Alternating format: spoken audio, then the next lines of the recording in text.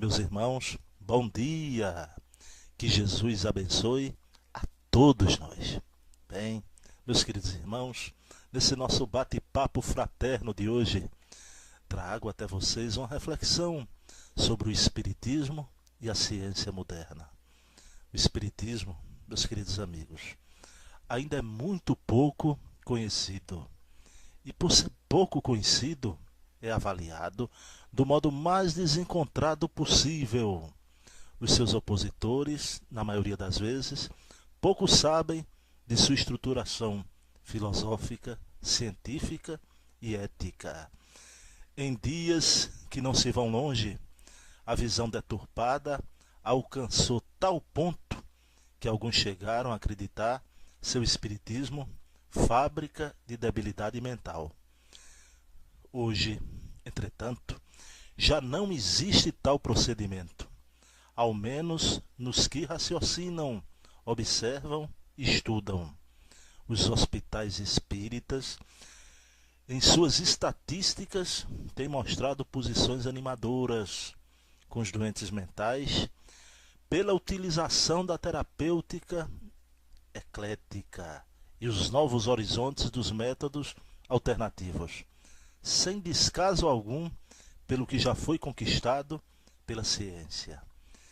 O Espiritismo é uma doutrina dos novos tempos, com a mais perfeita estruturação psicológica que se tem conhecimento. Representa uma verdadeira renascença para as ideias universais. É doutrina simples de apresentação, mas complexa em sua essência, por abarcar todos os campos do conhecimento humano. Os seus conceitos, além de alcançarem a realidade do dia a dia, oferecem condições e valores ideais para a conduta humana.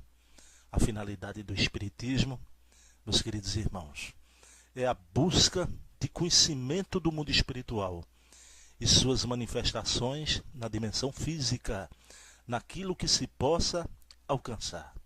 Sabemos que com a nossa intelecção percebemos muito pouco.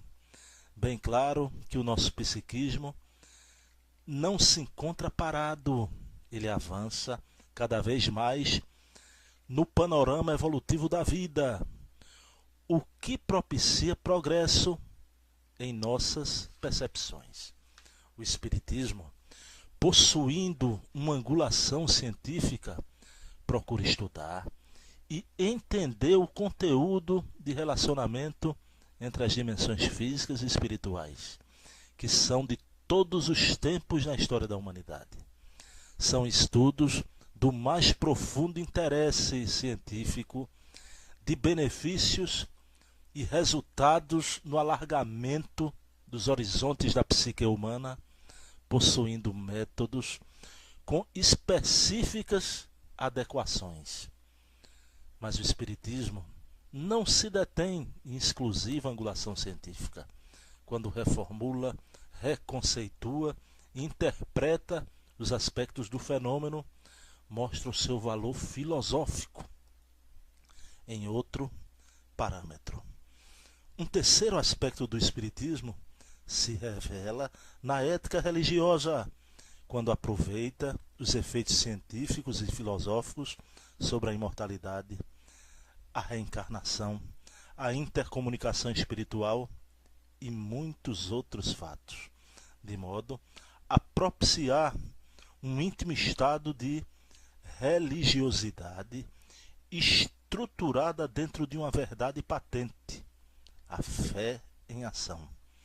Assim, o Espiritismo, sem ser uma religião constituída, sem dogmas, liturgias, possibilita o raciocínio desse conjunto de valores psicológicos alicerçados em leis inteligentes.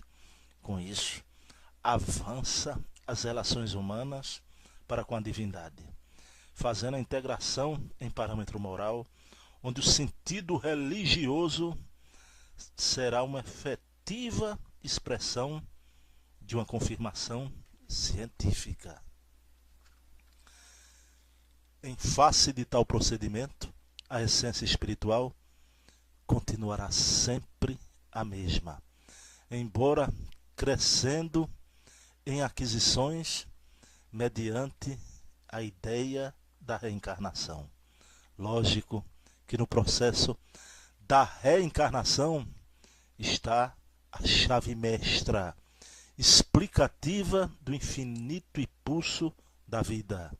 A encarnação que se passará em todos os níveis, adaptada às diversas categorias fenomênicas. Em cada grau de vida existirá o seu próprio tipo de renovação. Onde se manifesta a vida, aí existirá sempre a imortalidade.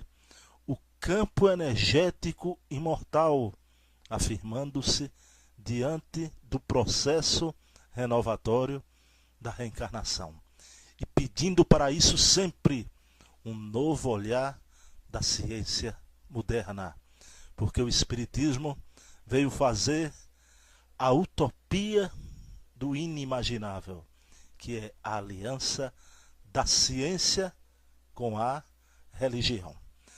Então, paz e bem, que Jesus amanheça em nossos corações.